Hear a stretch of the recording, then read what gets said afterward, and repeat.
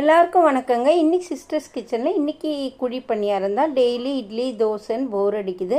நான் ரொம்ப எண்ணெய்லாம் சேர்த்துக்க மாட்டேன், ஏன்னா ஒரு மாதிரி நெஞ்சிலே இருக்கும். அதான் இட்லி தோசை கூட ரொம்ப நான் சாப்பிட மாட்டேன். ஓரளவுக்கு தான் தோசை சாப்பிடுவேன், எண்ணெய் ரொம்பவே ஊற்ற மாட்டேன். அதனால் இதில் நான் எண்ணெய் கம்மியாக ஊற்றிட்டு லேசாக நெய் தடவி அதுக்கப்புறம் இது நான் குழி பணியாரம் பண்ணேன். குழி பணியாரம் எனக்கு ரொம்ப ரொம்ப ரொம்ப பிடிக்கும்.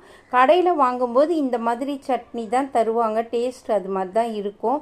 ஆனால் நான் வேறு மாதிரி அரைச்சேன், கொஞ்சம் அந்த மாதிரி தான் அரைச்சேன். கடையில் வாங்குற மாதிரியே சட்னி அரைச்சேன்.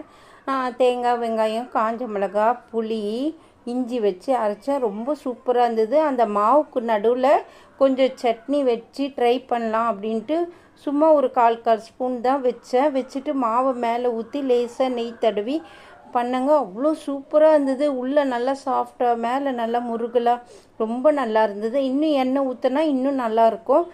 ரொம்ப டேஸ்ட்டாக இருந்தது. ட்ரை பண்ணி பாருங்கள்.